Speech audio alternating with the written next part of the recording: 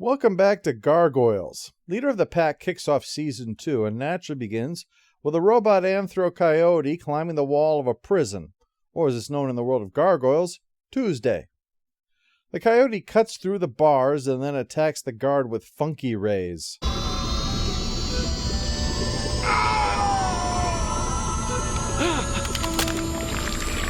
Now I actually do want to see them make that Hypno Hustler movie. Seems the coyote is not the only one that's here. Dingo shows up with enough plastique to open a bank vault. While in the women's prison, Fox is reading Sartre, which is very likely a gag made by the writers for the writers. It's a reference to No Exit, the perfect thing to read when you're in prison. Coyote shows up and breaks down the door, arming Hyena just in time for another guard to arrive. But before she can be done in, Fox intervenes, not only saving the guard, but also... No, I'm staying here.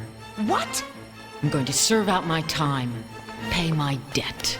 See, I like how smart this show is.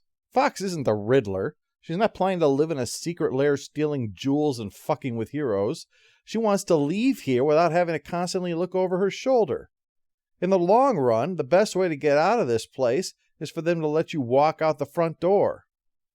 So they all gather outside for the big exit, but it's still not easy.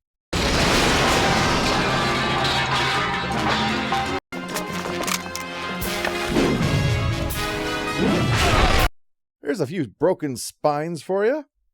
They escape to the shore and get into his waiting aircraft, a perfect getaway. I don't know why criminals don't do this more often. Possibly because in order to pay for it, you need to rob more than a bank. You have to rob all banks. Not long after, night falls, so the gargoyles all awaken. First episode of the season, remember, so we focus in on every single one popping out to, serve as a little reintroduction to them, if you will. When that's done, they head back into the clock tower of the police station, where they quickly find out what's happened. How did it happen? Dingo and somebody dressed in black took him out quick and clean. I'd actually go back, because I was saying, dressed in black? Oh, yeah, black pants and a black undershirt underneath that incredibly shiny and obvious gold armor. I mean, I'm not saying dressed in black is a total fabrication, but it's more like a 90s college brochure that's celebrating diversity, that amount of blackness. Well, Lexington is very worked up about the pack escaping and presumes they'll head back to the TV studio, so that's where he plans to go. Lee stops him, saying that the cops are already checking that out, but he's going to check it out anyway, with Bronx and Brooklyn joining him to try to keep him out of trouble. Of course, that's not where the pack would go. In fact, right now, Wolf is most interested in putting Coyote in his place.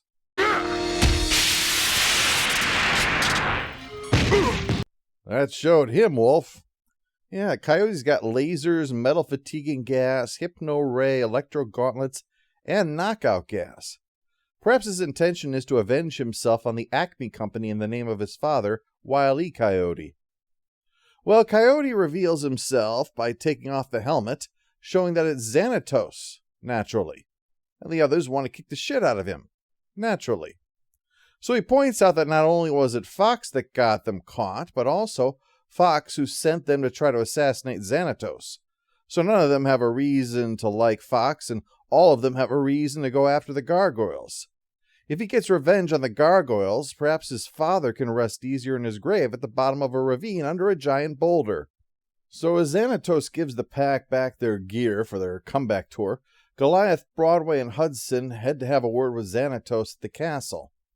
Owen's waiting and tells them to talk to Xanatos at the TV studio. Turns out that's where they're going after all. Although not because it was a logical move to escape, but rather a logical move to ambush the gargoyles. As a matter of fact, while the other trio is waiting, Lexington voices his frustrations so that Brooklyn has to try to reason with him, understanding his anger because of his own towards Damona and the way she used him. The cops finally leave. These guys seem to be a no-show, but Lexington insists on checking it out anyway. Well, it turns out, as established, that he's right. The pack is there.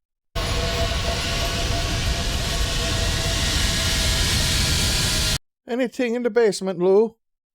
Just a spaceship. Oh, it doesn't sound very odd. Why don't we call it a night?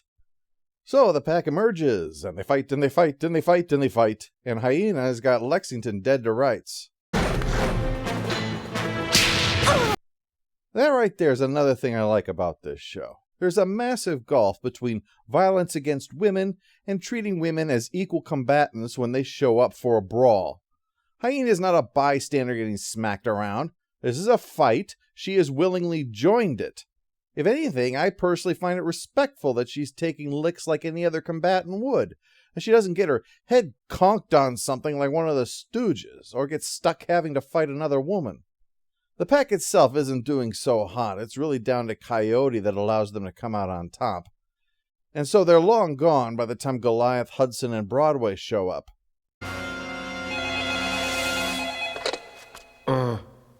Hello? He wants to know if we want to extend our vehicle warranty. Owen is letting them know that the pack is waiting on an oil tanker and that the others are already there, although in cryptic talk because it sounds better that way. When Lexington comes to, Brooklyn laments their habit of winding up in these situations.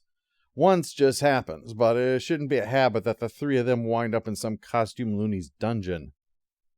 Well, the pack all arm up for the fight. These are the big leagues coming after all. Goliath has got his leadership and might, Broadway's got his brawn, and Hudson's got... Come on, then.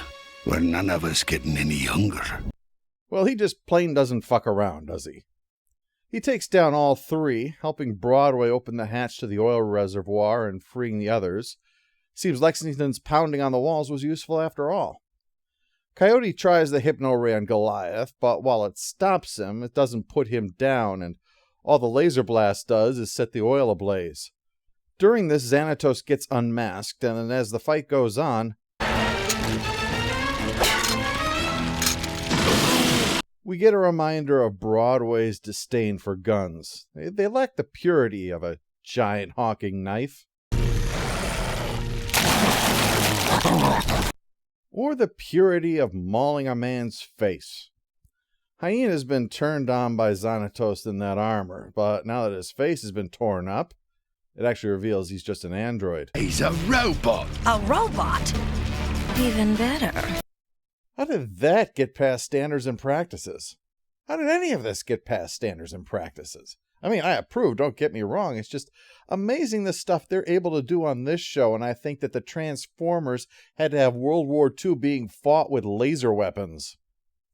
Well, it's no holds barred when it comes to robots, so Xanatos' bot goes down hard, and the pack flee.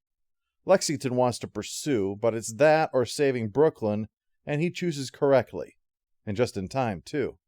But as they all fly off to safety, they can reflect on what really matters. The fact that family always looks out for each other. You never leave anyone behind. Oh crap, we knew we forgot something.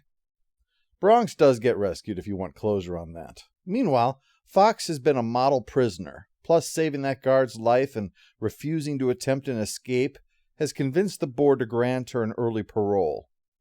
Of course, that was Xanatos' plan all along. Help Fox get out legitimately, while having a chance to further his other plans, too. Like testing out his robot double. As for that whole revenge thing, he just laughs it off. He's too smart and focused to give into something so base. Not when he has sweet, sweet love, after all. Yeah, it's a dish best served with a side of bootay. Leader of the Pack is a great start of the season as a tightly packed episode. A prison break, a fight in an abandoned studio, a battle on an oil rig, plus explorations of revenge and priorities and putting a significant adversary of the Gargoyles back into play. It's extremely clever the way that Lexington takes an entire episode to learn the lesson that Xanatos already knew, that revenge is a sucker's game and what really matters are those that you love. This was a superb episode to start the season with. Just enough touchstones to remind us of the basics, but plenty of great action, intrigue, and character. Fantastic.